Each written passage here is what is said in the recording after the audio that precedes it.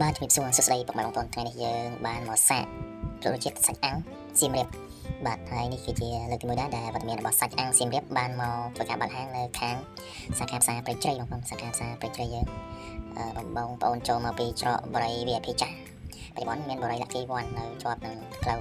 កន្លែងខ្លះធ្វើអតីតបរិយ VIP ហ្នឹងចាំបងប្អូនចូលមកមើលខាងឆ្វេងដៃចូលប្រហែលជា50ម៉ែត្រចូលមកខាងឆ្វេងដៃនឹងឃើញកន្លែងសាច់អាំងសៀមរាបដែលគាត់ទៅនឹងបើកហាងថ្មីហើយនេះយើងក៏បានមកជួយគ្រប់គ្រងគាត់ដោយសារអ្នកចិត្តខាងគាត់ទៅតែបើកថ្មីចឹងទៅយើងមកផ្សាររសជាតិហើយនឹងមើលតើរសជាតិខាងគាត់មិនអីចឹងយើងធ្លាប់ញ៉ាំតែនៅខាងសៀមរាបសាច់អាំងសៀមរាបបើសិនជាពួកខ្ញុំទៅខាងសៀមរាបអាសាចូលញ៉ាំមានស៊ុបម្រះមានស៊ុបអីអាសាញ៉ាំមកជួរមកហើយណាគេអាសាចូលញ៉ាំឥឡូវបានមកដល់ក្បែរផ្ទះតែម្ដងបងប្អូនអញ្ចឹងគាត់ទៅតែបើកសម្ពោធថ្មីហើយមាន promotion រយៈពេល2ថ្ងៃ3ថ្ងៃនេះអញ្ចឹងយើងក៏ចូលមកសាកជាមួយនឹងរសជាតិក្នុងការ promotion ម្ហូបរបស់គាត់ចឹងយើងបានព្រួតម្ហូបប្រហែលមុខដែរហើយឃើញថារសជាតិរបស់គាត់គឺគួរសមទទួលយកបានទឹកស៊ុបអីក៏ថាទទួលយកបានដែរហើយចំពោះសាច់ព្រោះអីក៏គាត់ជ្រើសរើសយកសាច់ល្អមកក្នុងការលក់ដែរចឹងណាបងប្អូនហើយគឺថាមានភ្ញៀវចូលច្រើនឱកាសគាត់ promotion ថ្មីនេះដើម្បីឲ្យគេស្គាល់ចឹងគាត់បើក promotion 3ថ្ងៃមួយសប្តាហ៍ចឹងតាម schedule របស់គាត់ចឹងហើយគេបងប្អូនយើងមកញ៉ាំច្រើនពេញតុកតែម្ដងហើយយើងក៏បានចូលសាករសជាតិស៊ុបរសជាតិសាច់អាំងរបស់គាត់ស៊ុបជាមួយសាច់អាំងហើយពួកខ្ញុំជ្រើសយកស៊ុបជាមួយសាច់អាំងអញ្ចឹងចង់ញ៉ាំស៊ុបក៏បានចង់ញ៉ាំសាច់អាំងក៏បានអញ្ចឹងសម្រាប់បងប្អូនដែលចង់មកញ៉ាំចង់មកព្រួសរសជាតិសាច់អាំងសៀមរាបរបស់គាត់បងប្អូន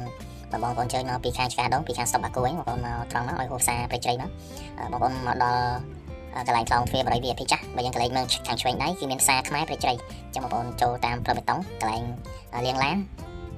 ច្រកខ្លងទ្វារបរិយ VIP ឥឡូវគេអត់មានទេគេរកចេញបានអញ្ចឹងវាមានតែខាងស្ដាំខាងឆ្វេងដៃកន្លែងលៀងឡានខាងស្ដាំដៃបរិយ Lucky One អញ្ចឹងបងប្អូនឃើញផ្លូវបេតុងច្រកចូលហ្នឹងបងប្អូនកន្លែងមកឃើញហាងភ្លើងភ្លឺអញ្ចឹងគាត់បើកចាប់ពីពេលថ្ងៃទៅម៉ោង2ម៉ោង3គាត់ចាប់បានរៀបចំហើយល្ងាចយប់លក់ដល់ម៉ោងអាចដល់ម៉ោង10ម៉ោង11តាម schedule ហាងរបស់គាត់អញ្ចឹងអាចមកភ្លក់បានមកសាករសជាតិសាច់អាំងរបស់គាត់បានអញ្ចឹងបងប្អូនហើយបងប្អូនមកពីខាងវងមូលគូស្រូវឡើងមកខាងបេជ័យអញ្ចឹងវានៅខាងឆ្វេងដៃបងប្អូនបាត់ឆ្វេងបងប្អូនមកដល់កន្លែងក្រាស់ឡានមកដល់មើលខាងស្ដាំដៃឃើញក្រាស់សាំងលីងឡុងបងប្អូនបាត់ចូលមកខាងឆ្វេងដៃតាមច្រកកន្លែងជាលៀងឡានហ្នឹងចូលមកដល់ទីតាំងរបស់គាត់ហើយបងប្អូនអញ្ចឹងអាចមកសាកគ្រប់គ្រងនៅសមិទ្ធផលថ្មីរបស់គាត់ឬក៏រសជាតិម្ហូបអាហាររបស់គាត់គាត់មានច្រើនគាត់មិនមែនតែពេទ្យស៊ុបឬក៏សាច់អាំងគាត់មានគ្រឿងផ្លែមានមេនុយច្រើនមុខម្ហូបច្រើនទៀតចឹងបងប្អូនដែលត្រូវមកញ៉ាំជាលៃបានដោយសារកន្លែងគាត់ប្រហែលជាគាត់មាន band មានអីស្ដាប់ចម្រៀងស្ដាប់អីដែរចឹងគាត់ធ្វើកន្លែងសម្រាប់អ្នកច្រៀងធ្វើកន្លែងដាក់ band ដាក់អីដែរចឹងណាគាត់ទៅអាចនឹងគាត់មាន team band team អីច្រៀងឲ្យបងប្អូនស្ដាប់ចឹងបងប្អូនត្រូវការមកកំដរអារម្មណ៍មកចង់ជាដាក់ជាអីមានភេសជ្ជៈមានម្ហូបអីចាញ់ហ្នឹងអាចមកបានសម្រាប់អ្នកនៅខាងគួរស្រូវអ្នកនៅខាងព្រៃជ្រៃនៅខាងចកាដងចិត្តនេះអាចមកបានហើយអ្នកឆ្ងាយក៏អាចមកបានដែរអញ្ជើញមកសាករសជាតិរបស់គាត់ទៅតើយ៉ាងម៉េចចឹងព្រោះខ្ញុំបានចូលគ្រប់គ្រងហើយសម្រាប់រសជាតិខ្ញុំបានភ្លក់ហើយដែរឃើញថារសជាតិរបស់គាត់គឺគួរសមអាចទទួលយកបានជាមួយនឹងរសជាតិដែលខាងគាត់ធ្វើមកណាក៏សូមអរគុណច្រើនបងប្អូនសម្រាប់ការតាមដានទស្សនាវីដេអូមួយនេះតាំងពីដើមរហូតមកដល់ចប់ហើយវីដេអូយើងមានប៉ុណ្ណឹងតទៅជាមួយនឹងការមកញ៉ាំស៊ុបសាច់អាំងនៅខាងហាងសាច់អាំងសៀមរាបអរគុណបងប្អូនជួបគ្នានៅវីដេអូក្រោយបន្តទៀតអរគុណជម្រាបលាបាយបាយ